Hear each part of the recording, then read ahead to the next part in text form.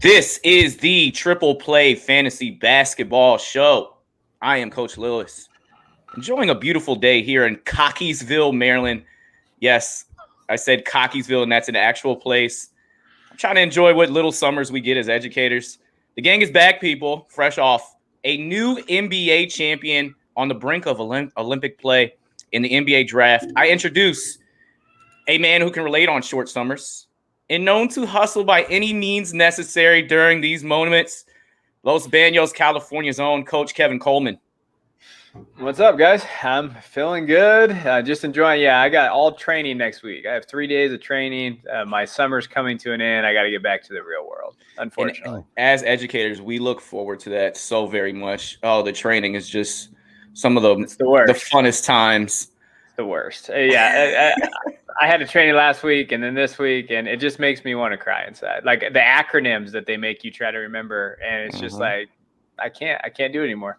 This is the agenda of this year. This is what we're pushing out. These are our social norms. I'm gonna kill myself. You are voluntold to follow these guidelines as an educator. Yes. Jeez, working for the government. All right, and former Mr. Sherwood High, Montgomery County, Maryland's own Bradley Kilgore.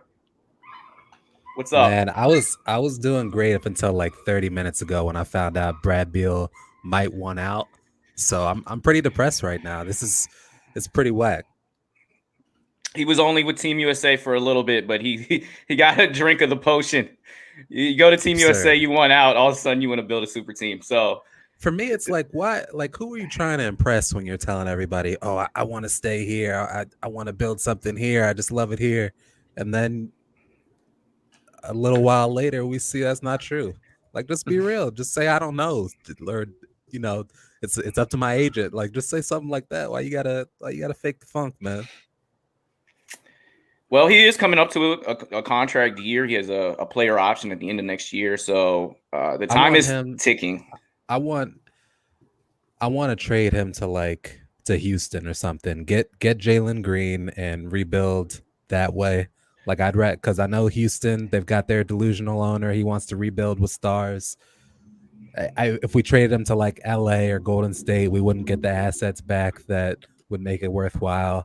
Like either keep him or I don't know. Like he's got to go for something that would make this worthwhile. Like you can't trade him for peanuts. So you're thinking Houston, the 2 pick, Eric Gordon, and Kevin Porter Jr. Well, you need a contract to match up somehow. Brad Beal has they could do like a sign and trade or something. But I definitely need the 2 pick. Or Miami. Like I'll take Hero. I'll take some picks. I'll take Would you want that though? You seem like you were not high on Hero and Duncan Robinson. I do like Hero and Duncan, to be completely honest. But I don't know that I like Duncan for $100 million, which is probably gonna get. So I don't know. I haven't looked at all the offers. I'm sure they're going to play that out in the next 4 days before the NBA draft. But I like the package that the Warriors could put together with Wiggins, with Wiseman, with the 7 and 14 pick. I think you got something there. After the 5th pick, there's not a lot of talent that's ready right now to be like an all-star caliber player in this draft. So while there's always a guy, is good, we just saw Giannis, but the Wizards don't really develop those guys, you know. That's true, but we got someone new as a head coach, and Rui's looking good. And you're right, yeah, we got a new head coach, Wes Unseld Jr., and maybe that has something to do with Brad wanting to get out. And then you would think that the next domino to fall would be Russell wanting out, and you could get a package there. You got something to build with. Wiseman still has some promise, and then, like I said, these other 2 picks, you just got to hit on them. And of course, the Wizards have not done great drafting in the past, but man, I worry about Wiseman a little bit. I think he's a confidence-based player, and once you have like a rough injury-riddled season like he had, and then he showed some promise. Traded, he did, but he also, like Draymond, he taught him with tough love. I don't know. He seems like a sweet, like reserved kid, and I feel like he needs to constantly be built up, and it's not really gonna happen in the NBA unless you're being built around. We shall see, and we'll see. There's going to be a lot of things that are playing out in this next week before the NBA draft, before draft day trades, draft day trades, and then free agency starts 3 days after that. So yes, we declared an NBA champion, but we got a lot of news coming in. I was just watching Duncan Robinson's podcast, and he was talking to Shams. I saw that too. Yeah, he's like, you probably know more about what's going to happen to me than I do. He also admitted, like, I'm also like not going to reveal any information. Yeah, I like Duncan Robinson, man. He just seems like a really freaking cool ass guy, man. People don't realize like they know he's got the jumper, but that dude's 6'8", and he plays a little defense with him. Like I like Duncan Robinson a lot. I'm starting to like him more than Hero, to be honest, but Hero's rookie performance in the bubble was so spectacular that I almost when young guys show glimpses of greatness, I give that more weight than like a season of underwhelming. Yeah, as you should. That's true. And after 50 years, Giannis drops 50 in the closeout game 6. The Milwaukee Bucks are NBA champions. Kevin, I want to ask you this question. Where do you rank this Giannis Antetokounmpo's MVP performance in comparison to others in recent memory? Yeah, it's got to be up there, right? I mean, what he did, the crazy thing about that 50 points, I think he only hit 1 3 in that game. It was 1 for 6, I think, or something like that. Like, I think it was 1 for 3, but still 1 3. Yep. Could you imagine, like, because that was everyone ever talked about. Giannis never be able to shoot threes. He can never win a title. He'd be limited. That dude just bullied his ass to the line and just bullied his ass in the paint and just said, I don't care what I got to do. I'm just going to score. 17 of 19 from the free throw line. Yeah, and that's the crazy part. Are you kidding me? That's probably the biggest wow stat of that game. You talk about flipping a switch and turning it on. Like, this dude, he couldn't hit free throws to save his life. Then he goes 17 for 19 in a closeout game. Incredible. No, I think that you hit on the point there. He's just competitive and just like, I think like his press conferences, I think people really got to know Giannis. I don't know how many people really watched him and like the casual, David and those guys, like they see the stats and they see like the highlights on SportsCenter, but how much do they like know where he came from, his background, like those type of things? Like he averaged 35, 13, and 5, and he was just dominant. Like, and it's not like he's weird when you watch him play though. Like, while I was watching him play, like he's not that pure scorer. He just does all the dirty things and he just works. And so I think it's one of the top 5 performances I've seen probably in my lifetime, just in terms of like what he had to come back from down 2-0. He just grinded away and they just kept pushing and pushing. And, shout out to Middleton. I gotta apologize to you. You actually played pretty well. But Giannis is there. He did those things. Now, the true question mark for me, and I don't know if I'm jumping ahead, but I don't really care. I want to know what Brad thinks about Stephen A's comments about or not Stephen A, excuse me, just the idea of like, can he be the face of the league? I think not Stephen A said something stupid about Ohtani. It was the other guy. It was the other guy there. Yeah, Kellerman, and then it was also a couple other shows that I saw on Fox. They were talking about like he can't be the face of the NBA because he's a foreigner. People can't relate to him. Like, do you believe that stuff, or do you think he can be the face? That's a great question. I haven't really thought about that. I haven't seen it.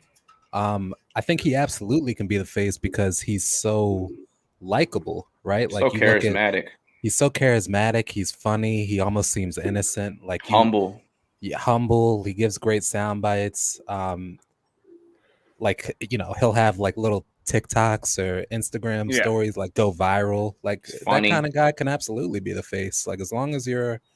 The thing with LeBron was like the reason he was the face was because he was doing incredible things. He was anointed at a young age, and he was also always He was always doing something in the media to get you to talk about him. And Giannis, I think he has got that same quality about him. And I think that's what being the face of the league is, being, number one, you have to be great. And then number two, you have to do something to always keep people talking about you. And I think he's got that capability.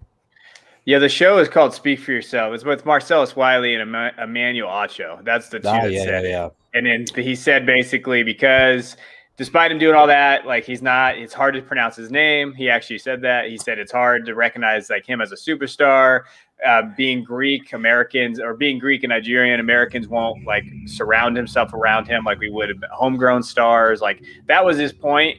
But to your credit, I think it's the same thing. Like the 50 Chick-fil-A nuggets, that shit was hilarious. Yeah. Like he does a lot of relatable things. And I don't know if you saw the video of the girl that drew pictures of him and like she was signing. It's emotional. So adorable. Yeah. I mean, that's who he is. And, you know, Giannis' wife is actually from Fresno, which is very close to where I live. And he does a lot of things for the community of Fresno. He's not even from Fresno. His wife is, but he flies in and he does a lot of community events. Like he embraces her where she's from, her community. Like, I think that he does a lot of great things. Can he be the face? I think he can. I mean, I tweeted out like him getting a ring before Harden just felt right, to be honest. And I don't, that's how I feel.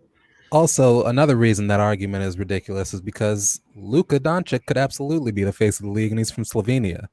Like, if you're great and you're giving sound bites, there's no reason. Like, we made fun of, you know, like Rachel Nichols, for instance, because, you know, when she was hosting, you know, NBA Finals post games and stuff like that, she'd find a way to like insert LeBron into other people's press conferences. Like when you're that great, we'll find ways to talk about you. So all you have to do is be great and be likable, and boom, you can absolutely be the face.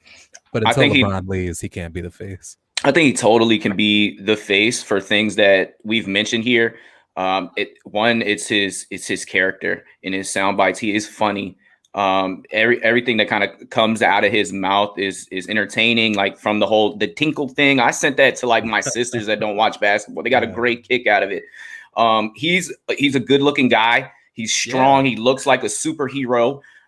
He seems like a very good father. He always mentions her and his two sons and his community with his brother. That brothership is something people can relate to. The fact that he has ties with Europe. He's from Greece, but his parents are Nigerian. He has that African background. So he's got Africa that's behind him. He's got Europe. And then, you know, you come from Milwaukee and it's that small market. He did it the right way. And I think people really gravitate behind that of a player that's not going super team and just seems like he just has all of the character points that you look for.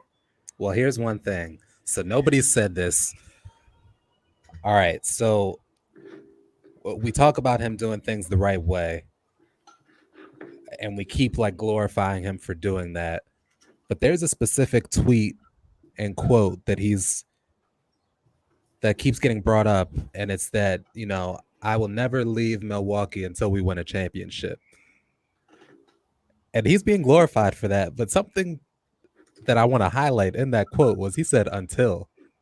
Does he want to leave? Like, is he planning on leaving? Absolutely not. Absolutely not. I mean, you see how he's glowing, and you saw it. You saw how he's glowing in his post game press conferences. He'd rather have this than go out and just be a part of a super team and win. It'll be there forever. Like you can't never take the fact that he won in Milwaukee away from him.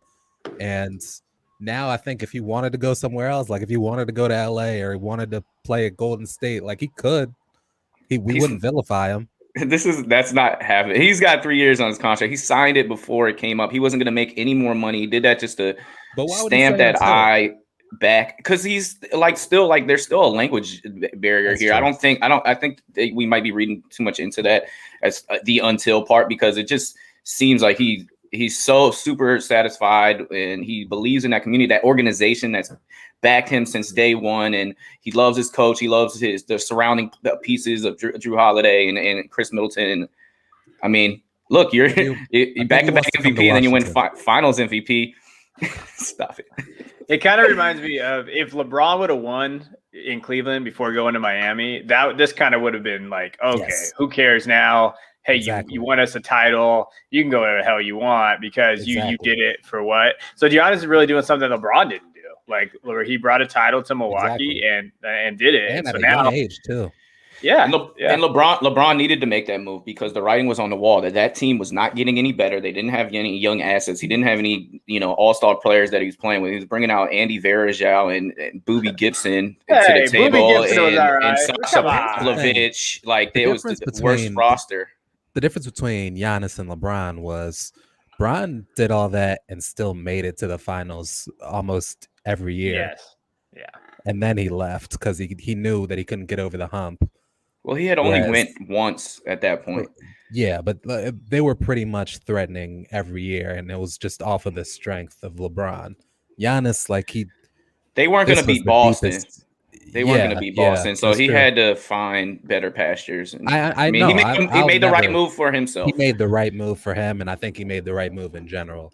But like, I think he did the right thing the whole time. But with Giannis, like, what was so special was that, like, I'll still stand by that they gave too much up for Drew Holiday, but in the end, it worked out. You know, like that's what's so special about all this. Like, he made it work with probably a suboptimal team compared to the Brooklyn Nets, and boom, like they did it. And they didn't have to go up against the Lakers or Golden State. Like they got lucky in a way, and they made it work. And like, Giannis could have easily been out for the entire playoffs. We might not have seen him next year. Like, that knee injury looked terrible, and boom, like he did it, and he put up a historical performance. He's essentially like, if Shaq from Orlando was like a stretch five. Like, he's that dominant. Like, it's kind of it's terrifying. Like, the only way you can stop him is by putting up the Giannis wall, right? Like, that's it. Or begging him to shoot.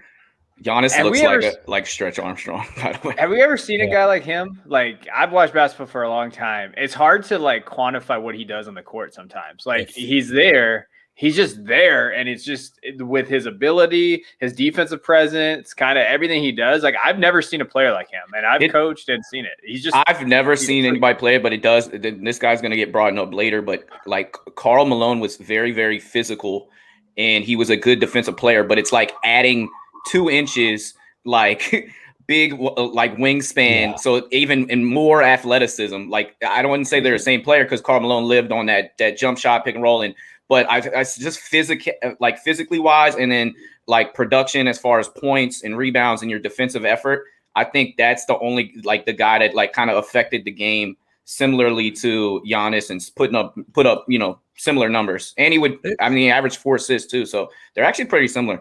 Kev, I think there's a handful of guys that have like completely unique body types and game types in the NBA. I think one of them is Kevin Durant. Yeah. Another one is Zion. And then another one is Giannis. Well, and Bron, of course. And Bron, yeah. Like, there's a handful of guys that just don't. There's nobody else like them. So yeah. I don't know. But we're seeing the young kids kind of emulate these people. Like Amoni Bates that's a baby Kevin Durant right now. So there's gonna be some guys that have the skill sets that these athletes do now coming up, but right now in the league, I don't think there's anything like those guys that we just named. And I did have to backtrack because the original question is, where does this Finals MVP performance? Sorry, it's okay, that was a nice rumble, but I did want to backtrack because and Kev did mention this: 35 points, 13 rebounds, and 5 assists on 62% shooting is just incredible. Game 2, you dropped 42. Yes, it was a loss, but then game 3, you dropped 41. So back-to-back 40 spots. Then you have 50 in the closeout. Something that we really have rarely seen. I would say that LeBron in 2016 would be the furthest finals back because they were down 3-1.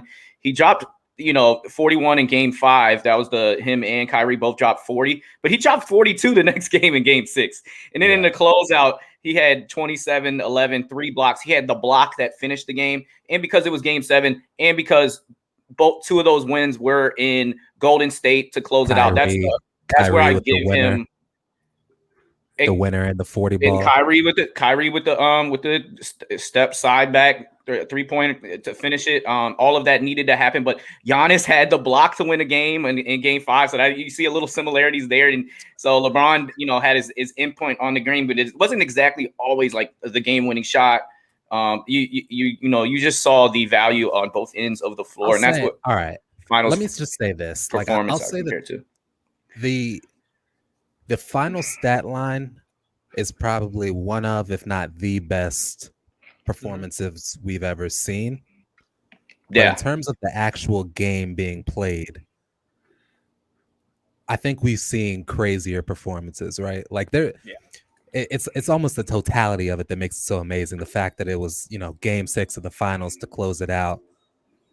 That part is it's the Well, just storybook of it all that makes it amazing. But like Reggie Miller with 12 points in 8 seconds, like there's a bunch of yeah, but this is the NBA amazing. Finals, and Reggie Miller didn't win Yeah. win the championship. When you No. think about Kevin Durant's back-to-back MVPs, and he wasn't putting up numbers like this. The performances But think weren't about the what makes your same. jaw drop. Like my jaw is never dropping watching Giannis because I see him do this all the time.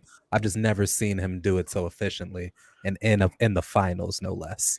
I don't know. My jaw was made it amazing. Locked down in Game 6 Okay. the entire Right. way. I mean, the wave your way to 50 points, and that block, the ability to cover D-Book and then switch over to an alley-oop that only maybe him and a healthy Anthony Davis can make. But he does he hasn't done that in the NBA Final. We just saw it last week, but he had never done that. He was always criticized for not winning. That's why what makes it. That's what makes it amazing. The fact that he did it in the finals and the fact that he sank his free throws. But I've been more impressed with other performers. When Klay had 70 points practically off of all 3-pointers, off of 12 dribbles, that was but that's a regular season game. Dropped. Yeah, that's a regular season. That was more amazing to me than what Giannis did. Seeing Reggie Miller do what he did was more amazing to me than what Giannis. Yeah. It's the grandest stage. I don't know who the last person that dropped 50 in the final. I mean, LeBron did it in that game one that passed to J.R. Smith. Watching Kobe do what he did in his last game was more amazing to me. But in terms of where this ranks, in terms of doing it in the finals, in terms of the final stat line, I don't know that you can think of a better performance. Well, in Kobe, the great scorer himself, never dropped 50 in the finals. Neither did Shaq. I don't know if Mike has ever done it. You keep bringing up the fact that it's the finals. That's what's making it great. The actual performance itself in a vacuum, we've seen more amazing things. Don't you agree? I would say that it's a different stage. That's why it gives a different level. And that's why I respect it to a higher degree. And that's why I respect LeBron James' Game 7 performances in the NBA Finals against the Spurs and against the Warriors, because it is Game 7 and everything. The championship is on the line, especially being down 3-2. So that good discussion. But let's piggyback off Giannis. Is he now the best player in the world, Kev? Wow, that was a loaded question. It was simple. It was straightforward. Is he the best player on planet Earth? This is so hard because you want to say yes because of what he just did. He won a title. He put up those numbers that we talked about. I would say he's top 3. I don't necessarily know. Kevin Durant, that's the thing. The Nets should have won that series. If Irving didn't get hurt, I have a hard time thinking that the Nets don't win that series. And what Kevin did in those games, it kind of shows the difference between the two players. The Bucks won, but if Kevin was 2 inches behind the line, they win that game, and he hits that 3. So I still think Kevin Durant is the best player, as much as I struggle to say that because I think Giannis plays more, has kind of that ability, works harder, but he's close. And Durant's aging. We know LeBron is not in that category for me anymore. I think Giannis can be up there, and it's kind of fun to see Giannis, Luka, these other younger kids coming out and the new age of basketball. But I can't say he's the best player. I will say he's top 3 though. Brad, is this a safe space? As safe as it is. Yeah, it's pretty safe. I probably don't have him in my top 5 in terms of if I'm drafting a team. What? I'm drafting a team. I think Giannis has too many weaknesses compared to other guys that I'm going to name. LeBron, AD, Kevin Durant, Steph, Klay. There's too many, Luka. There's too many guys I'd rather have in terms of building a team than Giannis to say that he's the best player. If I wanted to, what? My God! He wins back-to-back MVPs and then wins Finals MVP the next year. He's incredible. Drops a 50 ball to close it out. He's incredible. He's not in your top incredible. 5. He had an amazing performance, but he maxed out. He literally had a perfect performance in the finals, right? Because all of his weaknesses were not weaknesses in this finals, right? One thing he can't do is he can't shoot free throws. Okay, boom, he only missed 2. One thing he can't do is he can't shoot threes. Fine, I won't take any. Like he just did everything perfectly, and he was the man. He defense. He did everything, but in terms of a skill set, He's there 26 are years other old. guys. I know, but we're not talking about like the future. We're talking about right now. And right now, there's other players that can do everything. And I don't know. Like he wouldn't be. He definitely wouldn't Defensive be Player top of the 3 for me. Year and He definitely MVP. wouldn't be top 3 for And he's me. 26. Wow. You think All he's right. you think he's a better player offensively than Anthony Davis? Yeah, he plays. He plays every game. Come on, Now, for if real. they, Like, yeah, but the just thing is, he wasn't healthy. They weren't imagine- heads up. I had picked imagine- the Lakers to beat the imagine they're Bucks, and I healthy. would love that. I would love to see that. The thing is, Coach. facts You're doing are the storyline facts. thing. You're doing the storyline thing. The facts are the facts. Anthony One Davis gets game. hurt a lot. One, Unfortunately, I'm not asking you to do that. I'm saying one game. Do you want Anthony Davis or do you want Giannis? Imagine they're both healthy. I mean, it depends on the surrounding pieces. No, I'd rather have just Giannis based on what he just did in this NBA Finals. I respect that. One game, healthy sample. Would No, you rather have LeBron or Giannis? LeBron. Well, that goes into my best, my top player in the game right now is still LeBron James. One game, And- healthy sample. Would you rather have KD or Giannis? You really have LeBron as KD. your top player? Yes, I have LeBron James, I have Kevin Durant, and then I have Giannis as my 3. But I think that he's passed Kawhi and Steph on my list. And I think I would be mad if someone said Giannis is the best player in the league. Like, that's your opinion, but I can see how you could go with that argument. Healthy Kawhi, you'd rather have Giannis. Now, Kawhi, again, was hurt. That's just another reason why But we're Giannis talking is there. about healthy. We're talking. I know, but we're he's saying best in the league. Everybody's healthy. Yeah, but everyone isn't healthy, and that's why the Clippers weren't in the NBA Finals, and that's why the Clippers didn't win the championship. Because hey, they had a really good shot if he was and he was able to be there. But that's the question, though. Like when you're talking about who's the best, you're imagining everybody at their best. So when I'm saying everybody's at their best, like Giannis has more flaws than other guys you're naming. And I just think that's that's why I ask, like, is that a safe? Because I know that's not the answer that is commonplace when a guy's coming off a 50 ball in the finals when he didn't do anything wrong. But in terms of if we're just being real, he's not. Kevin Durant can do everything. Giannis can do Kawhi can do everything. LeBron can do everything. Like he's not there yet. He will be. Like when he develops a 3-pointer, what's going to be wrong with him? But he didn't need the 3-pointer to lift the trophy to be Finals MVP. That's not the argument. That's not what we're asking.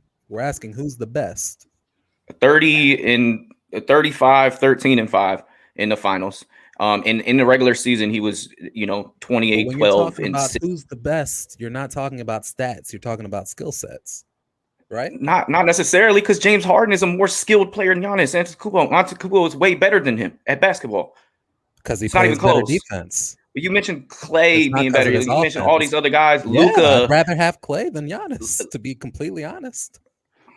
You're crazy. He's coming off a torn ACL. Well, to be fair, at his best, Clay can lock down any person on the wing, and he can give you 60. He's not saying he's like a role player, but he's not not a guy that's taking your team to the next stage. Coach, clearly, like Steph Curry's casual team. Man. You'll call me a casual because I think that Giannis Antetokounmpo is better than Klay Thompson.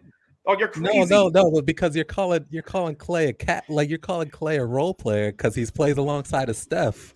I mean, he's kind of a role player on that team. Yes, like he's not the one carrying that. He, like you said, he's dribbled the ball 12 times and he had 60. Like that's good. He plays both ends. Like Steph Curry's won back-to-back league MVPs with Klay on his team. Like that's his side. He's the sidekick. He's the other splash bro. He's Luigi. He's not Mario. He's Luigi. He is. But if he were to be, that's what I'm saying. When we're talking about best, we're talking about everybody at their best. If you were to make him Mario, he would do incredible things. We think of him like we think of Kawhi. But he's not in that situation. I disagree. If we could make Scottie Pippen Batman, he's going to be a good player. But let me ask you this: what do you think Klay's flaws are? What are I guess recency bias, durability? He just missed the last season. No, everybody's healthy. I'm talking about in a vacuum. What do you think Klay's flaws are? What's wrong with his game? He's a pretty flawless basketball player. He's really good. I mean, you would want his playmaking to improve. I think it's overweighed by his things that he does great, and I think that's why we have to, tip the hat and salute the guy for what he does. Unbelievable. You can easily say what Giannis's flaws are, and you can't easily say what Klay's are. You can't easily say what LeBron's are. You can't easily say what Kawhi's are. That's my whole point. I'm not saying you're wrong. That's fine. For saying that Giannis is like, top 2 or 3, but I'm just saying when my definition of best isn't like what you've done historically. It's your skill set. It's not if you've been hurt before or if you're gonna get hurt. It's what are your flaws? What are your strengths? And I look at that in a vacuum, like just in an individual moment. So when I think of guys like that, I'm thinking, what are their flaws? For a guy like Klay, for a guy like Kawhi, a guy like LeBron, a guy like KD, I can't think of any. I can think of some for Giannis. That's my whole argument. Hey. To his credit, like what I agree is, like, if you take the top 10 guys, Giannis is probably the one that you're like, well, he needs this. And you said it too, like, well, who's around him? Like the Bucks have done an amazing job of building pieces. As much as like Brad talked about Drew, I didn't really think Drew Holiday, that was a good piece, but hey, they fit the guys around Giannis to basically prop up Giannis, which is great. That's what you're supposed to do. That's what other teams fail at every time. That's why we see guys like Beal and all these guys want to leave, because they don't build around him. But to his credit, I think his skill set does lend to, you need some pieces around him that fit better. I mean, you could put KD on any team probably and instantly becomes a championship team. Can you do that with Giannis? Can you put Giannis on, I don't know, the Kings and be like, okay, you're going to go to take him to the championship? I don't think so. But if you put KD on that team, they're a contender. So I think there are some nuances to that question. That's why I said it was a loaded question, Coach. Does KD make the other people around him better? Does he elevate their games? And when I think about Giannis, or I think about Drew Holiday, you just mentioned players that don't have flaws. Drew Holiday, you can't really pinpoint any flaws to his game because he's just a super well-rounded basketball player. He can shoot. What's wrong with his offense? He dropped 27 and 13 in Game 5. He was shooting woes. Yeah, but statistically, look at his career stat. Like he hits threes. He's a 3-level scorer. He can shoot in the mid range. He's a playmaker. Man. He drops dimes. He's a leader. I like Drew a lot, but when we're talking about, and he's taken over the best defensive guard in the league too. He took that from Klay was one of the best defensive guards, but Drew Holiday is even a better defensive guard. I agree. Defensively, if we're talking about best defensive wings in the entire league, Drew is probably top of that list for me. And that's including Trey. That's including Kawhi. But when we're talking about offense, Drew can give you a game where he's lights out. He has that ability. He showed that in Game 5. But he can also give you some stinkers. Yeah, but he can also impact winning in those stinkers, like the rebound that secured Game 4. You're changing my argument. Like the steal in Game 5. You're acting like I'm saying stole the game away from. Like I'm saying he's a scrub or something. I'm not saying that. I'm just trying to like illuminate that, even though you are a really good player that doesn't have many deficiencies, it doesn't make you the better player than someone that may have some weaknesses, but they impact the game of winning more. And that's what I get from Giannis. And his leadership was incredible. Coach, yes. So, Coach, I see what you're saying now. I do see what you're saying now. You're saying what he does so great, or what he does well is so great, it makes his flaws nothing. It makes them bearable to be there and still win. So whereas like Doncic was putting up the best numbers that we saw in the playoffs, right? It was great. It was incredible. I can name flaws for Luka. And Kawhi kind of shut him down in the fourth quarter of Game number 7. Right. So I can name flaws for Luka, but I'm just saying, like, I respect that argument. I think more than I did initially. You're saying his flaws don't matter because his strengths are so solid. I don't yes. quite agree with it, but I respect it. I do think you do need to consider a little bit that, like, basketball is a team sport and it matters. Like, wins aren't a personal stat. Like, he didn't win the championship because he had this great performance. He won the championship because he had this great performance with Drew, with Chris, with Bobby Portis. Like, all of that Oh, matters. And I it's think, always team. There's always luck. There's always going to be injuries. There's So always with going to be that, something that happened right. good But with for you that, when you win a championship. absolutely. But with that, I'm saying when I talk about, like, the best players, if I put LeBron on that same team and take him, like, replace him with Giannis, if I do that same thing with KD, if I do that same thing with, Kawhi Leonard, I think the same thing happens. That's how I look at it. Would you agree? Like, do you think? I mean, I think that's when you play the what if game, and if if Allen Iverson played with someone else, maybe he has a championship. Like if Karl Malone didn't match up against Michael Jordan in the finals, maybe he has a championship. Would you you can't really go to, because it's you'll be playing the what if game. No, well, that's what who's the best player is. It's a what if game, right? Like, so I'm saying, like, if that's it's a what happened thing. All right, so we disagree on the definition. We disagree on the definition of best player. Like, you think it's results based, and I think it's, like, skill based. I think it's both. It's both of the two combined, and that's why I still have LeBron as number 1, just because the year before he averaged 30, 12, and 9 in the NBA Finals, was the best player by far. So give me another year of this. If Giannis wins back-to-back Finals MVPs, it's for sure he's number 1. He did say, "Hey, KD is better than me," and then like, beat him. Kevin was blown away when you said LeBron, because he's like, this year, how can you say that? And to you, it's like, man, look what he just did the year prior. I get it. Like, and he was hurt. I mean, he was hurt, and AD wasn't there. LeBron, you're saying do it 2 years. But for other players, you're giving him a demerit. If I mention Klay, you say or Kawhi. Hey, I will say maybe one of the reasons why I'm also standing up for Giannis is because I'm a LeBron fan purist from day one since high school. This is the happiest that I've ever been for an NBA champion that wasn't, a LeBron James team. Like, I've always had feuded with these other champions that have come since LeBron has entered the league. I'm the happiest for Giannis. He did the right way. He's a great guy. And I really just, salute the cap to him.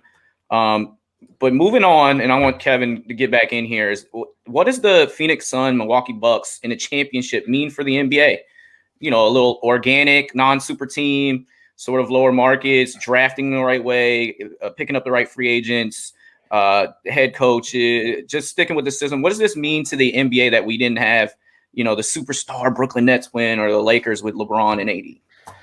I think for me personally, I loved it. I think that the ratings showed that people loved it. I mean, people said everyone was going to watch it, and people watched this. It was one of the highest rated NBA finals. What's so funny is game 1 didn't have that draw, but I guess people caught wind to the spectacle that was going on here. But go ahead. Yeah. And I think it just mattered. They learned, I think it helped seeing Giannis's videos and seeing the whole Chris Paul thing, and then Booker coming out of the way. I think this, to say they don't have superstars though, they just don't have the same ones. But I think we're going through a turnover right now in the league. We're starting to see new faces now, and so I think that turnover is going to be good. As far as the small market thing, it can work, but they have to, small market teams. And I've been on the front of this with the Kings. I've seen it, with Christie and all them. You have to have the best head coach. We had Rick Adelman. So you have to have a good head coach that is developed talent and can work with guys. You have to have you have to draft well. Your front office has to be good, and your owners have to stay the hell out of the business. The owner is just there to own the team And a lot of the small market guys, they try to get too involved. They fire guys because they look at it as like their own business because they're so successful doing other stuff, corporate stuff, that they try to run the team like that. And that's not always the best case. That's what's happened in Sacramento. And so you have to get the right personnel in there. You have to get scouting. You have to get draft. You have to get analytics. Like they have to hit, because the hit rate for those guys, you can't miss. You can't miss on a top 5 pick or top 10 pick, because if you do, you're done. And look at what they did with Giannis. You have to be smart in who you grab. Drew Holiday, Chris Middleton. You have to pay up. Look what they gave the Middleton. Like there's a lot of things that small market teams have to do. And then sometimes, like the Suns, I think they fell in a great situation with Chris Paul. They took a shot and they said, hey, we're going to go trade him and do these things, but they still hit. They hit on Booker. They hit on Ayton. So like, I think in total, teams have to be smart, have the right plan in place. Head coach Monty Williams, like there's a lot of things that teams have to do. And I think it starts at the top, like anything: ownership, general managers, scouting departments, and just embracing kind of new ways. I hate the recycle coaches thing. Like that drives me crazy. Like trying to bring in new people, bring in new argument, or even recycle GMs. Look at all these new GMs we're seeing now. Like there's different ways to do it. And I think that new market teams or small market teams are smart now. What they're starting to do is they're starting to look at different ways of how to attack the Lakers and all these teams, because they're never going to get to that. Like they're never going to be the Lakers. You have to end the. So I think it's great for the league. I think it's awesome. I was worried the Nets were going to win this year just because they built a juggernaut. Like, let's be honest, if they were all healthy, they built a juggernaut. And I thought that would have been bad for basketball because people really hate on that. And it's not that I hate on it. I just think that I'm from the old school mentality of like working and just, build your team up and work hard to get to that. So I think it's great. I think it's fantastic, but you have to do it the right way, or else you get stuck like the Wizards or the Kings or all these teams that are just stuck in, we're purgatory limbo, because we keep missing, we keep giving contracts to bad players. And, that's what happens. Organizations. Brad, what does this mean? Milwaukee Bucks after 50 years. Lift the championship. Honestly, Kevin, I couldn't have said it better myself. I'm just going to let that sit. Like that was exactly my thoughts exactly. And, I think he made a lot of great points, from team building to organizational culture to, absolutely, giving guys what they're worth, to, trading, to listening to your players. I think Milwaukee did everything perfect. And, with every championship, I think I've made a little bit of too much of a point saying like Milwaukee had to have all the right things happening for them to win this championship. But that's the case every year. Like there's injuries every year. There's issues every year. So I absolutely think, there shouldn't be any sort of asterisk or anything like that. Like Milwaukee won and they deserve to win. And, they're a better team than Brooklyn because they beat Brooklyn. I don't care who was injured. That's just how it is. Like they won. The asterisk things on championships they don't exist to me. As many times as I've seen, Kawhi winning the championship in Toronto against KD going down, Klay going down. That's still a championship. They still earn that. They deserve that. LeBron James has walked into the NBA Finals with Kevin Love out and Kyrie Irving getting injured in game 1, which they won, and they lose. And it's all about, the Warrior. But, that's part of it. Whatever. LeBron lost, just like the Clippers lost, without Kawhi, just like the Lakers lost without AD. It is what it is. That's basketball. And you just got to move on. And, when you do get them, and that's why we all love Giannis right now, because he said, if I never sit on this stage again, I'm going to be satisfied because I got there and I won it and I did it the right way. And this means the world to me. And it does. You get it once. Like, obviously, you want more and more and more. But you never know if that's going to happen. You never know what super team is going to be formed. You don't know what bad luck is going to come away. You know what good luck is going to come the other direction. It might be an extra boom, boom, boom bounce that ends Philly, right? So I think that it was telling that Adam Silver was so excited to hand that championship trophy and finals MVP to Giannis. I think it was very telling. His face, obviously, David Stern, the late, great commissioner, was all about equity and having these teams in lower markets having to stand a chance, and Milwaukee just locking into a kid from Greece, giving him every resource imaginable to help build him to be who he is today. And whether it's a change of roster or a coach to fit around that player. I think that's what you kind of do. When you have a gym like the Grizzlies do in Ja Morant, you just got to lock into him and invest everything and just try to do everything organizationally that the chips fall in your favor, right? And sometimes it doesn't. And sometimes it turns to discourse. We're looking at maybe that's a future for Luka Doncic and the Mavericks. They have some things that they have to fine tune. They went in and tried to do a Porzingis thing. It might fall in their face. Like it could have happened with Milwaukee if Drew Holiday was, didn't show up and was bad and didn't affect winning and they didn't get to this point, it could have all fell in your face. So I think it's really good for the NBA. I think we may have a new face of the NBA going forward. There's a lot of things going there, but those are some great points, Kev, talking about Devin Booker and as well some of these new faces that are really taking the league by storm. Whether it was Morant in the first, in the first couple games, whether it's Luka being spectacular. Yes. Who do you think's better, or who would you rather have, Devin Booker or Jason Tatum? Well, I've been on the record saying Jason Tatum, and I'm gonna stick to that just because he's a little bit bigger and he can get off his shot a little bit easier, and I'm more comfortable with him closing out basketball games. It's close though. I mean, both of those guys are spectacular players. The top 5 under 25. We've argued this a lot. I mean, there's a lot of good players in there. Donovan Mitchell. There's people in that realm, but I still like Jason Tatum a little bit better than Devin Booker. Yes. So even though Devin Booker's team made it to the finals, you like Jason Tatum's skill set better, so you think he's better? Yeah, if Boston has a Chris Paul, help leading the way. I mean, Devin Booker before this point, they weren't in the playoffs last year without Chris Paul, so I think that has a lot to do with where they are in this position. I wouldn't say that Devin Booker necessarily led them in every way to get to this point. I think Chris Paul earned an All-NBA spot here. Devin Booker did struggle in a couple games. Game 3 only having 10, and then that game 6, which is an elimination game, he had 19 and he shot poorly. It was not his normal self. So he dropped 2 40 bombs and they lost.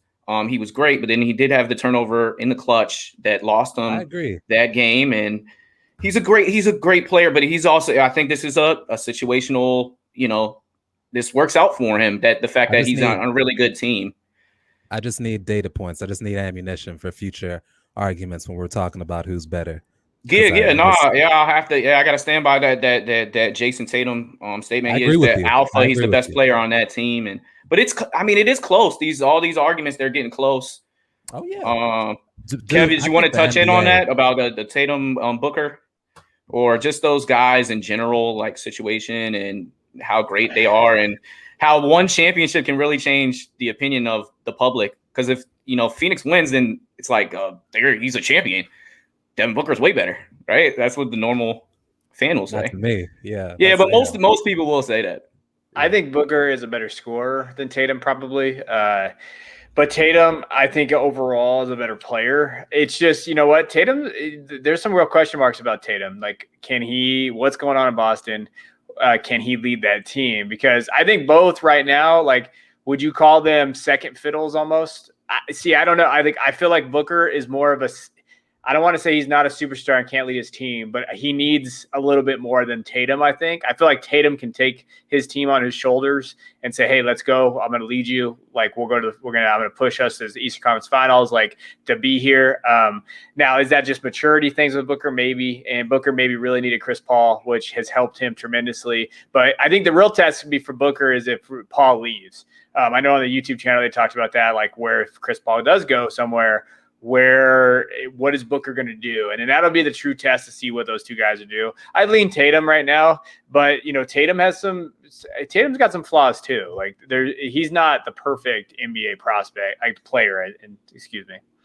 Yeah, he's sticky with the ball. Do these young superstars, do they make the others better? And I think Giannis got to that point this year.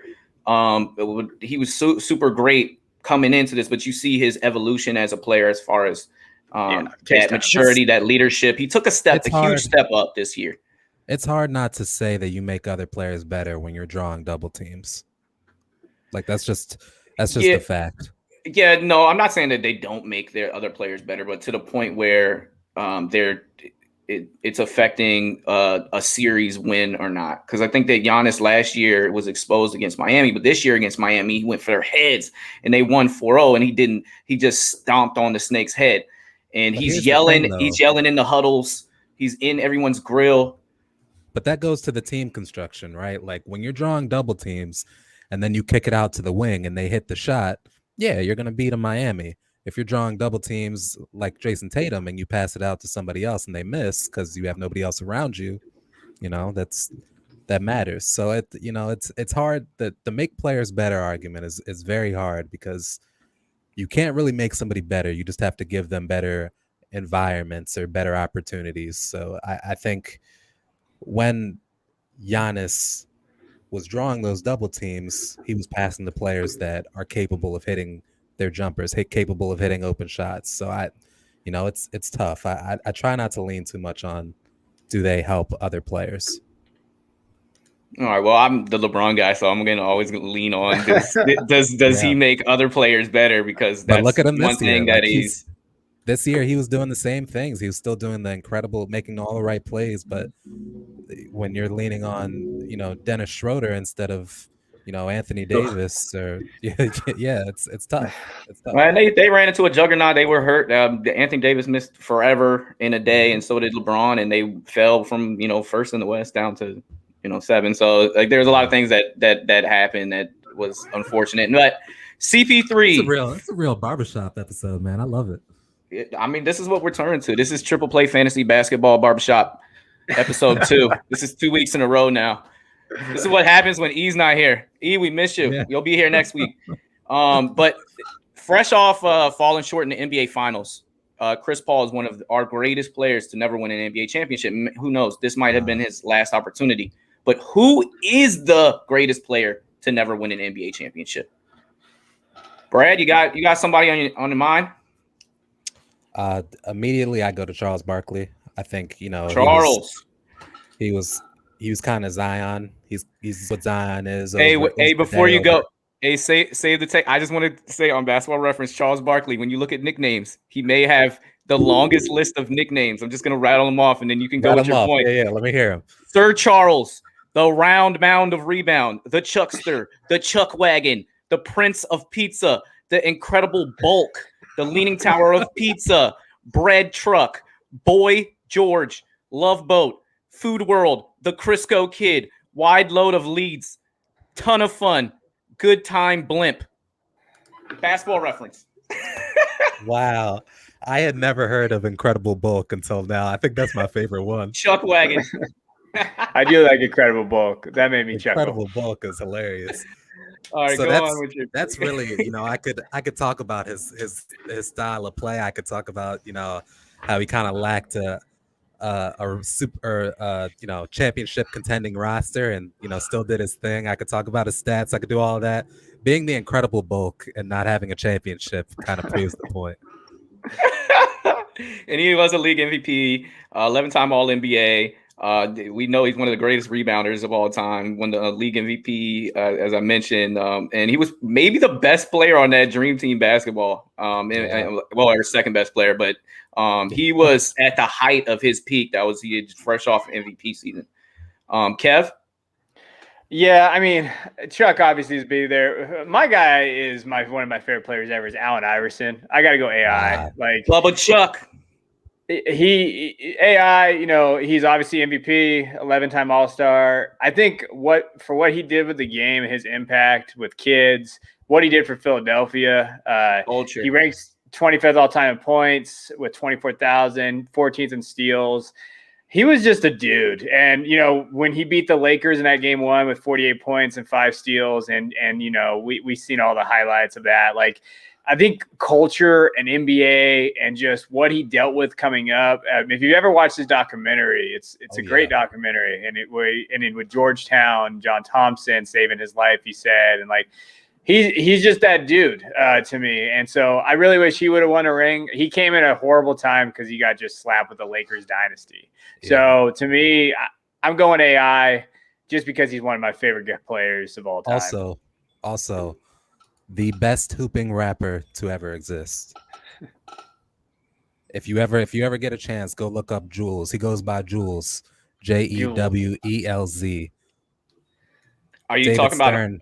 his Huh? rapping ability? You think Yeah. he's the best rapper? Interesting. He's absolutely the best rapper that played pro ball. I'm talking Dame. I'm talking anybody that we've ever heard rap as a hooper. He's the Shaquille best O'Neal. one.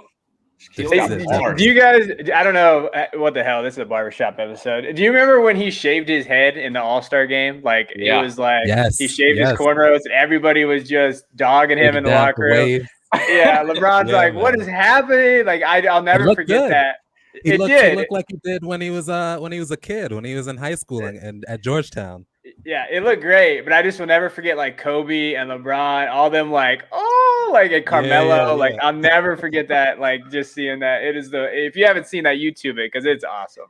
It is great. All right, and my take is, and I respect your opinions. To me, Charles is probably the second best player. Allen Iverson is in the top 5 of best players to never win the championship. But the answer here, and my guys, they don't really love this guy, but as far as basketball is concerned, I did mention him earlier. It's the mailman. It's Karl Malone. Karl Malone is a 14-time All-NBA performer, 4-time All-Defense, 2-time League MVP, 2-time All-Star. MVP is Olympic champion. He lost twice to MJ with the Bulls. He lost once as a Laker when they tried to do their own super team and lost to Detroit. And him getting hurt in that finals had something to do with that because he was performing well. In 17 seasons, he played at least 80 games. So the guy never misses a game. He's second all-time in scoring. He has a career average of 25, 10, and 4 on 52% field goal percentage. He has, this might be the best stat, 14 seasons in the top 8 of the MVP award shares. So 14 years, he was a top 8 player in the NBA, according to the MVP voting. And we know that Utah was in the playoffs for that entire time. You got to mention John Stockton in there too, because he has 2 records that probably will never, ever be broken, and that is the most all-time assists and the most all-time steals. And they played together basically that entire time. So give me Karl Malone for what it's worth. This isn't a character off the court award. This is an on the court, strictly on the hardwood in particular. Definitely leads the league in pedophilia win shares.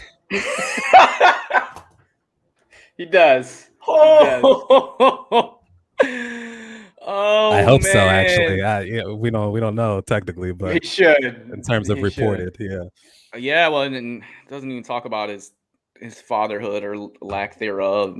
Right. Poor Cheryl. He's got a lot of kids running around. He's got a lot of kids running around out there. And he's a bitter old man. If you watch any of the asks about the last good pick, Coach. Good pick. I'm glad you picked him, and I wasn't touching that.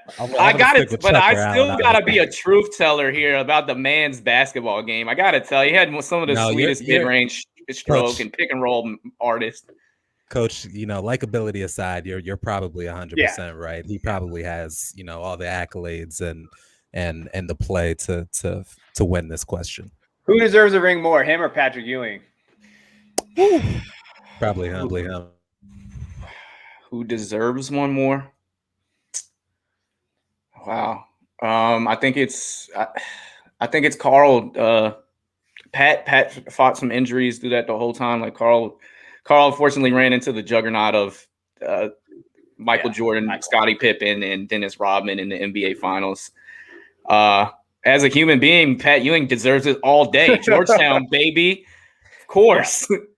But he had his chance. They lost in a Game 7 against Houston, and that was the game. Yeah, that was Hakeem Olajuwon going heads up, and takes a little luck, and he should be mentioned because he is one of the all-time greats. And now we're about to wrap up as we finish with a little plug talk here, rounding out about an hour. Wherever you find your podcasts, go follow the Triple Play Fantasy franchise. Look out for our baseball, basketball, and football pods that drop every week. Our Triple Play Fantasy YouTube channel is dropping content every day. This includes Coach's Corner. We will be doing a live telecast of the NBA draft with myself and Coach Kevin Coleman this Thursday. Movie Minute reviews with Brad and Johnny. Super Fantasy Bros with Jacob and Kev. He just does all of the YouTube content. Shout out Kevin Coleman at DuBois_22. Fantasy 15, sports arguments in 15 minutes or less. Between the scenes with Marty and Mac for everything fantasy baseball related. Fantasy foodies with D. Mindy and his crew. Check us out. We got everything you need. We are going to continue to grind and make this podcast the number one pick like DJ Wagner in 2024. Check us out on Twitter and IG at Triple Play Fantasy. Thanks again from the entire Triple Play Fantasy family for tuning in.